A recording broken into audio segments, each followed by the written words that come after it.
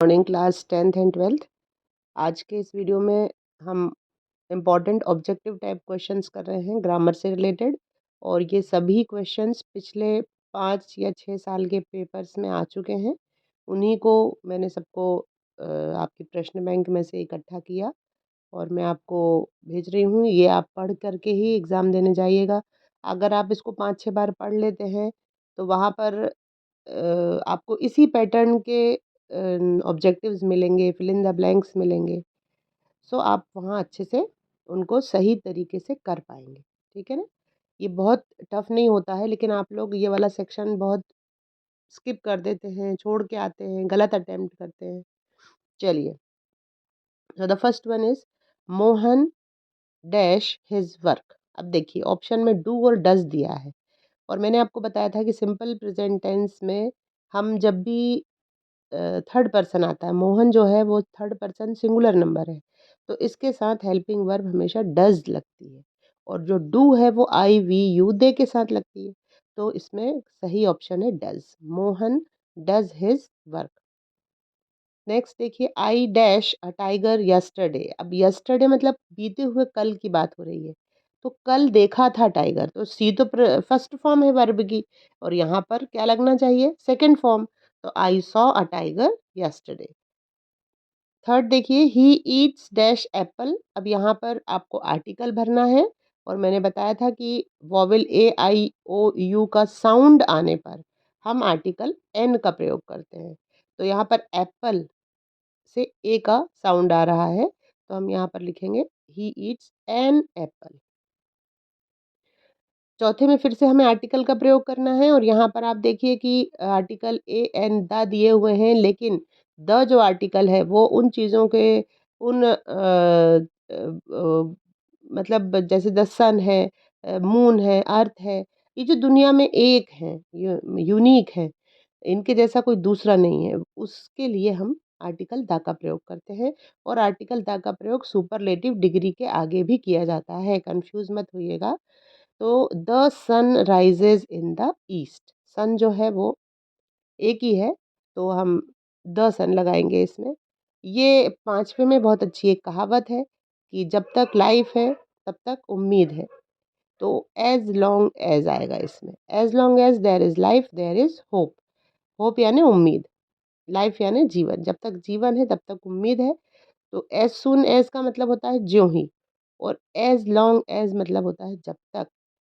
जब तक as long as there is life there is hope. Sixth वाला देखिए, the train had arrived, train had arrived. ये अब ये जो सेंटेंस है इससे आप समझिए, हैड जो लगा है ये परफेक्ट टेंस का निशान मतलब सिंबल होता है कि आ चुकी है ट्रेन। थर्ड फॉर्म है वर्ब की, the train had arrived before we reach the station. हमारे पहुंचने से पहले ही ट्रेन स्टेशन पर आ चुकी थी। तो ये प्रेजेंट परफेक्ट टेंस का सेंटेंस है। ही गोज टू स्कूल, वह स्कूल जाता है। दे लिव इन मुंबई, जब भी बड़ी शहर बड़ी मेट्रोपॉलिटन सिटीज़ की बात होगी, दिल्ली, मुंबई, कलकत्ता, तो हम वहाँ पर इन लगाएंगे। तो they live in Mumbai. Mohan was very tired so he went to bed early. देखिए, वेंट क्यों लगा, क्योंकि पीछे देखिए आप, वॉज जो है वो सेकंड मतलब पास्ट टेंस का सेंटेंस है। मोहन थका हुआ था, Mohan was very tired so he went to bed early, तो वह सोने जल्दी चला गया। The sun rises in the east. Sun जो है, सन को भी हम थर्ड पर्सन सिंगुलर कैटेगरी में डालते हैं, तो ये राइजेज आएगा, इसमें राइज नहीं आएगा। राइज यदि आपने कर दिया, राइज्ड तो बिल्कुल ही नहीं आएगा क्योंकि ये तो थर्ड फॉर्म है। तो राइज, राइजेज, राइजन।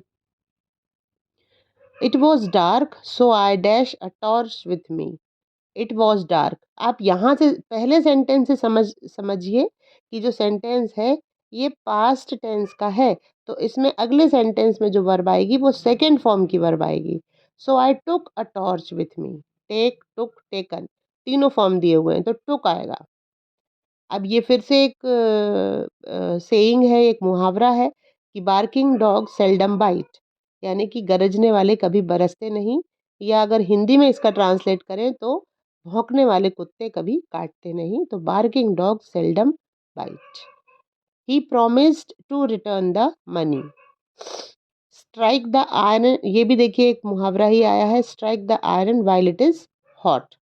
वाइल मतलब जब, और वाइल का प्रयोग जब दो क्रियाएं एक साथ होती हैं, स्ट्राइक भी की भी क्रिया हो रही है और वो हॉट भी है, तो यहाँ पर हम वाइल का प्रयोग करते हैं। अब 15th देखिए, वर्क हार्ड और यू विल फेल। दो ऑपोजिट आइडिया जुड़ रहे हैं, मेहनत नहीं करोगे तो फेल हो जाओगे। तो बट तो लेकिन होता है, और सो मतलब इसलिए होता है, तो और आएगा इसमें, ठीक है ना। वर्क हार्ड और you will fail. 16th, my brother is very strong. Models का आ गया यहाँ पर प्रयोग आपको। माई ब्रदर इज वेरी स्ट्रॉन्ग, पहले ही सेंटेंस में आपको एक इंडिकेशन दे दिया है कि मेरा जो भाई है बहुत स्ट्रॉन्ग है। He can lift 80 kg of weight, वह 80 किलो वजन उठा सकता है। तो यहाँ पर मे तो पॉसिबिलिटी बताता है, संभावना। कैन जो है वो आपकी एबिलिटी, योग्यता बताता है, सामर्थ्य बताता है, ठीक है। तो यहाँ पर कैन आएगा। माई ब्रदर इज, अब देखिए SDO, और एस को जब हम प्रोनाउंस करते हैं तो कैसा आता है, वो ए का साउंड आ रहा है, इसीलिए यहाँ पर आएगा an. My brother is an SDO। Mohan invites them in his birthday party. Them मतलब उनको, दोज मतलब वे, दे मतलब भी वे, और दोज मतलब दीज आर दोज बुक्स, उनकी, उनके के लिए हम दोज का प्रयोग करते हैं। यहाँ पर देम आएगा, देम मतलब उनको। रवि इज प्लेइंग फुटबॉल, ठीक है ना। देखिए ये प्लेइंग कैसे हमने इसमें जज किया कि प्लेइंग आएगा, कि इज लगा हुआ है। इज जो है ये हेल्पिंग वर्ब है कंटिन्यूअस टेंस की, तो इसके साथ हमेशा प्लेइंग ही लगेगा। I met a man whose leg was broken. Whose मतलब जिसका, जिसके की उसमें हम हु प्रयोग करते हैं। तो हु तो कौन होता है, विच कौन सा, कौन सी या कौन सा होता है, हुज आएगा इसमें। I met a man whose leg was broken. My father is a retired teacher. मेरे जो पिताजी हैं वो रिटायर्ड शिक्षक हैं। He is dash to buy a car next month, अगले महीने की बात हो रही है। तो he is going to buy a car next month. Is आ रहा है, इज के साथ हमेशा ING वाली वर्ब भी लगती है, इसलिए he is going to buy. ये एक तरीका है फ्यूचर की बात बताने का, कि हम प्रेजेंट में भी अगर फ्यूचर की बात करते हैं तो हम इस तरह से he is going to do this, he is going to, ये हम फॉर्मेट यूज करते हैं। ये पार्टिसिपल आ गया आपका। Seeing the snake he was afraid, मतलब कि सांप को देखते ही वह डर गया। तो seeing the snake he was afraid. 24 देखिए, you are sitting dash Sita and Gita. अब दो लोगों की बात हो रही है तो बिटवीन आता है, और अगर दो से ज्यादा लोगों की बात होती है तो अमंग आता है। देखिए इन सारी चीजों के पीछे तर्क होते हैं, कारण होते हैं, कि अगर फिल इन द ब्लैंक्स में ये शब्द आ रहा है तो क्यों आ रहा है। तो आप जब आप ये सीख जाएंगे तो फिर आपके लिए बहुत मुश्किल नहीं होगा। So you are sitting between Gita and Sita. 25th, he is not suitable for this post. For मतलब के लिए, सूटेबल मतलब उपयुक्त, वह इस पोस्ट के लिए उपयुक्त नहीं है। 26, mister Das is a rich person but not happy. दो विरोधी जब आइडियाज जुड़ते हैं तो बट लगता है, और जब दो सिमिलर आइडियाज जुड़ते हैं तो एंड लगता है, ठीक है ना। और जब किसी चीज का रिजल्ट बताया जाता है तो और लगता है। तो mister Das is a rich person but not happy. 27th, when I reach the station the train had already left. यहाँ पर भी पहले जैसा एक सेंटेंस पहले भी आया है, when I reach the station the train had already left. Perfect tense का सेंटेंस है, तो थर्ड पर्सन इसमें थर्ड फॉर्म वर्ब की लगेगी।